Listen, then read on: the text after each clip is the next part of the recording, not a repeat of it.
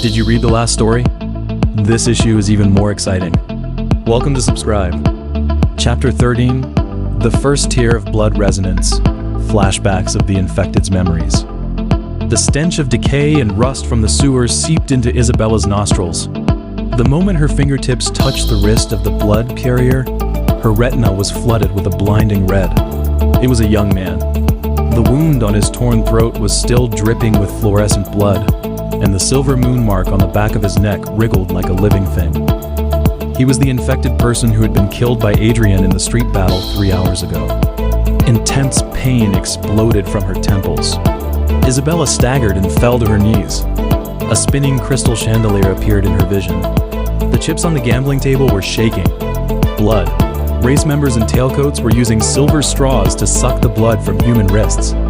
The background music was a distorted version of Ode to the Silver Moon, mixed with the sticky sound of leather boots stepping on blood.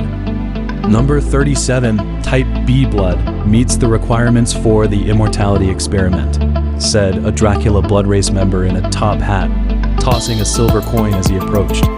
The inside of his ventru ring was engraved with the same LW1897 number as in Adrian's laboratory log.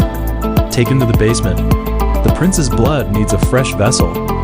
As the man was dragged into the hidden door, Isabella saw the fear in his eyes, the same look she had seen on the night of the opera's premiere. Behind the hidden door was a laboratory with a pungent metallic smell. Iron racks were filled with glass bottles containing fluorescent blood, and the labels read Arctic Ice Layer Penetration Experiment. On the central operating table, her father was facing away from her, sealing something into an ice crystal box. Don't touch that.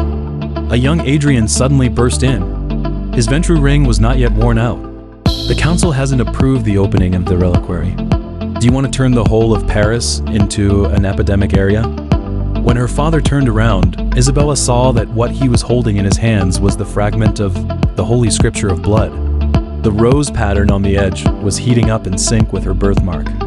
Adrian, do you think sealing it can stop the spread of the virus? The Dracula faction has already cultivated the ice core virus on the Arctic icebreaking ship. The memory suddenly distorted, and the scene shifted to the ice field. Her father was kneeling in front of the bloody phantom of the first-generation prince. The ventru ring around his neck was melting. Please, protect my daughter. She is the only half-breed who can balance the virus, double quotes. The prince's liquid tentacles wrapped around his heart. Is it worth trading your life for her status as a vessel? Isabella suddenly pulled her hand back, her nails almost digging into her palm. The body of the infected person in front of her was crystallizing. A half sheet of music score fell out of his shirt pocket. It was the chorus part of Ode to the Silver Moon, and between the notes, a rose pattern identical to her birthmark was drawn in blood. Did you see another memory fragment? Adrian's silver dagger swiped past her ear, slicing off a piece of crystallized skin. Dracula has implanted virus beacons in the minds of the infected. The memory just now could be a trap. Why was my father in the trap? Isabella grabbed his wrist. The silver cufflinks dug painfully into her palm. In the casino laboratory, he was sealing the fragment of the Holy Scripture, and you double quotes.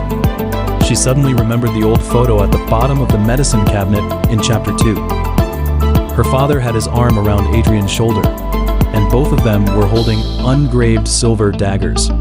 Blood beads welled up from her nostrils and dripped onto the chest of the infected.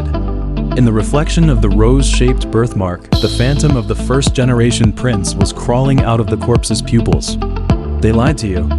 In the winter of 1890, when Adrian's silver daggers stabbed into your father's heart, I heard the sound of ribs breaking ... Adrian's face suddenly changed. The lid of his pocket watch snapped shut. That was the council's execution. I thought he was a virus host at that time. So now you say my father was your close friend? Isabella took a half step back. Her lower back touched the damp stone wall, where the same 1918 and Arctic coordinates as in the sewer in Chapter 6 were engraved. You've long known that my father was a vessel experimental subject of the Ventru family, and that my mother got pregnant after being injected with the first-generation blood, right? The silver dagger in Adrian's hand cast a distorted shadow on the dripping stone wall, a memory from the winter of 1890. Her father was pressed against the silver gallows.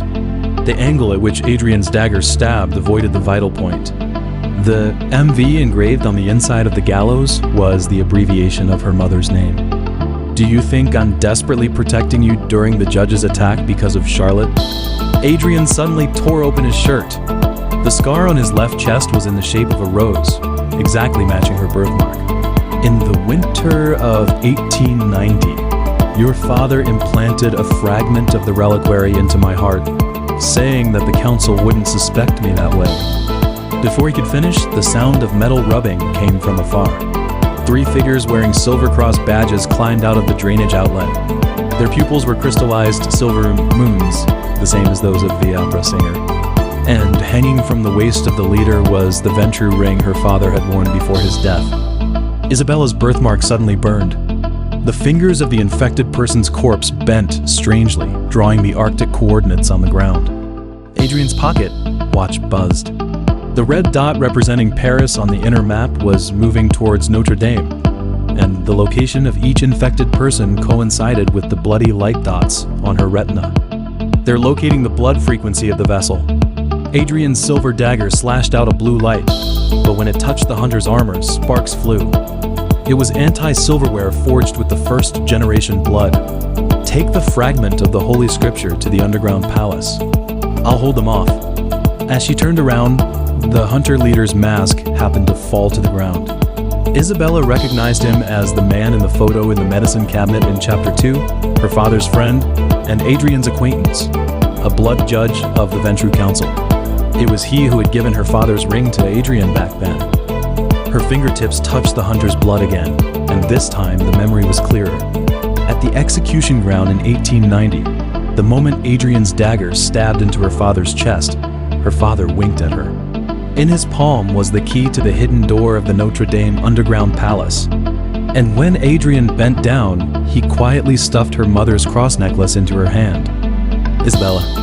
Adrian's shout was mixed with the sound of breaking bones. The hunter leader's silver cross had pierced through his shoulder. When the pocket watch fell, the photo inside was revealed. In the spring of 1890, her father, mother, Adrian, and Charlotte were taking a photo in the laboratory.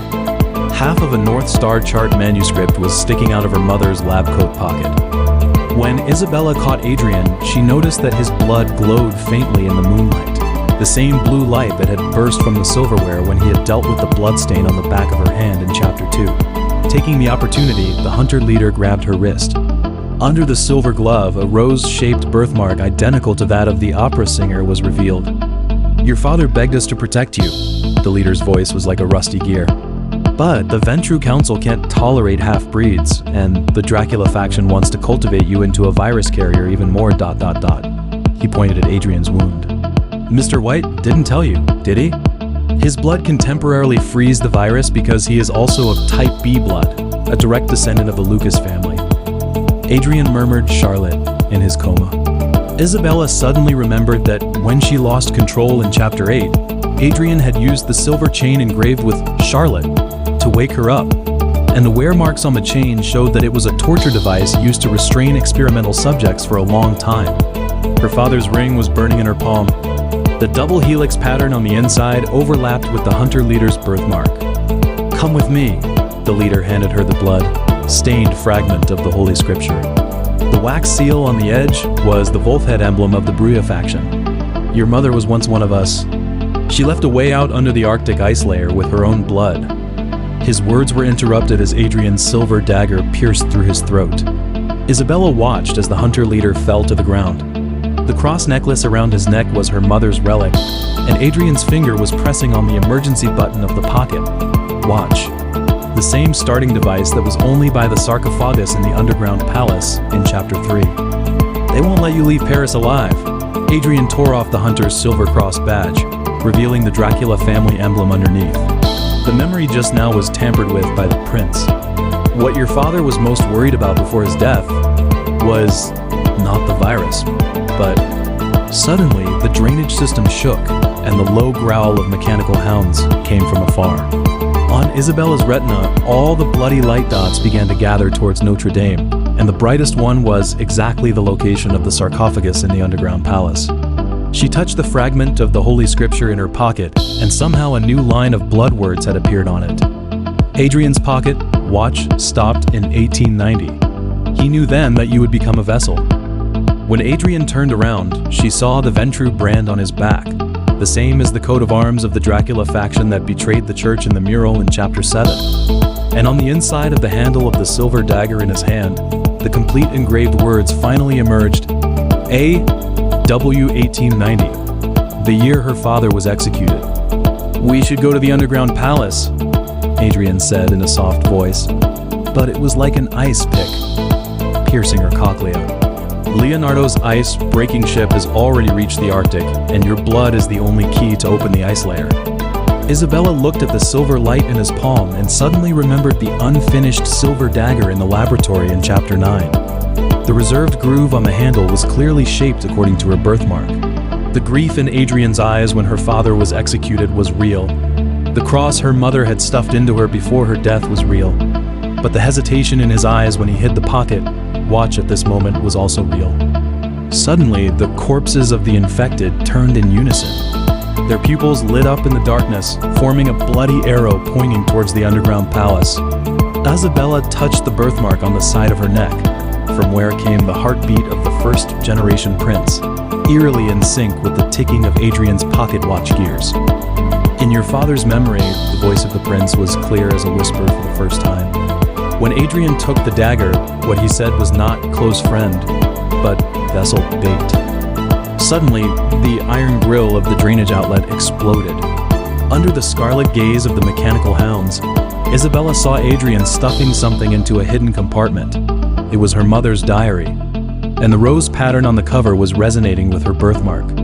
And when he turned around, the silver light flashing from his cufflink was the bat emblem of the Dracula family. This issue ends here. The next issue will be even more exciting. Subscribe as soon as possible.